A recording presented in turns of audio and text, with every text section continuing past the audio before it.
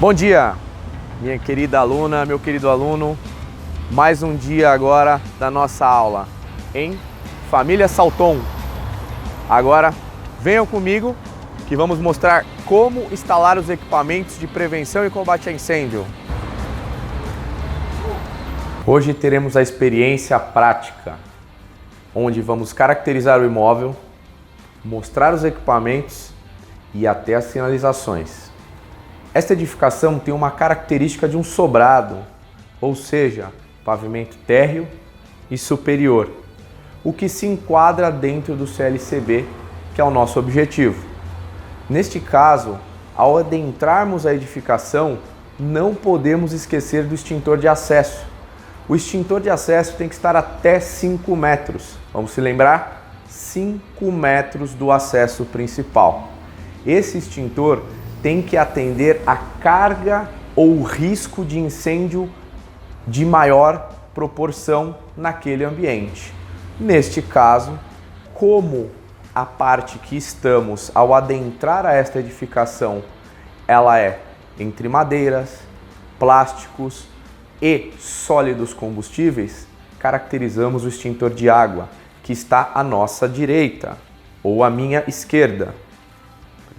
Logo ao adentrarmos a edificação, à direita dela, ou seja, menos de 5 metros, temos o nosso primeiro extintor de água, instalado sobre um suporte de solo.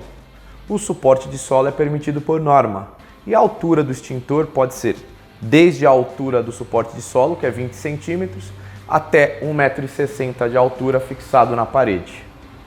Assim como a sua sinalização tem que estar logo acima a 1,80 m. Lembrando que a sinalização de solo só é prevista para piso não acabado, ou seja, neste caso existe um revestimento, não se faz necessário a sinalização de solo. Como explicamos na entrada, o primeiro acesso, temos o primeiro extintor.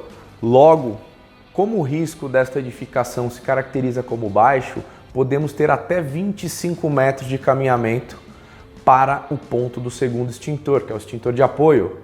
Logo, o extintor de água que se encontra próximo à entrada, a gente se deslocou e determinou que o melhor local para não atrapalhar a arquitetura e a rotina de trabalho deste ambiente, colocamos um extintor de pó químico seco. Logo ali, com as mesmas características do outro, suporte de solo, não se faz necessário pintura de solo e sim a sinalização aérea. Portanto, o ambiente está coberto para todas as classes de incêndio, seja ela classe A, classe B ou classe C. Lembrando também que devemos nos atentar para os corrimãos das escadas. O corrimão deve estar entre 80 e 90 centímetros de altura, a empunhadura do mesmo tem que ter no máximo 1,5 polegadas e deve estar com acabamento voltado para a parede, para evitar que na fuga alguém se enrosque ou se machuque de maneira a não conseguir evacuar o local. Então, imprescindível o acabamento voltado para a parede. Isso é um item que não aprovaria o seu CLCB. Não menos importante, porém um item facultativo para o CLCB, principalmente em edificações térreas, ou seja, quando há mais de um pavimento, você só tem obrigatoriedade de colocar as sinalizações de rota de fuga nas escadas. As de direção são facultativas, porém, como precaução, indicamos uma saída, sempre preocupado com a segurança de quem está dentro da sua edificação. Esta placa direcionará todos que precisarem sair para que a gente não tenha nenhuma surpresa.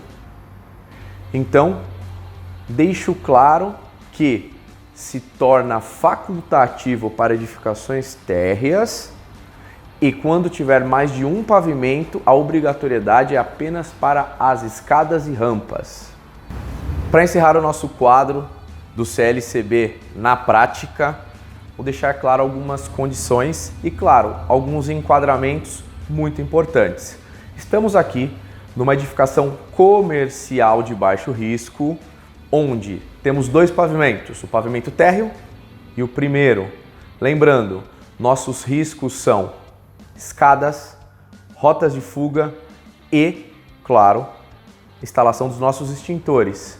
Então vamos lembrar que ao entrar à edificação, instalamos o extintor de acesso até 5 metros, sinalizamos ele adequado, colocamos no suporte de solo. Fizemos o mesmo para o extintor de apoio, um complementando o outro, sendo um de água e um de pó, atendendo a todas as classes de incêndio. As nossas escadas foram feitas corrimãos com as medidas e alturas recomendadas por norma, como já explicado anteriormente. Assim como, mesmo que facultativo, instalamos as sinalizações de rota de fuga. Porém, não podemos esquecer que devemos verificar fiação exposta, quadros de energia sem proteção de barramento, todas as escadas devem conter o acabamento nos corrimãos voltados para as paredes e, se os degraus apresentarem riscos escorregadios, indico que vocês coloquem uma lixa antiderrapante. A equipe HS e todos os integrantes dessa filmagem vêm neste momento agradecer a família Salton, que nos cedeu o espaço para que você conseguisse ver na prática como se faz o CLCB. Obrigado.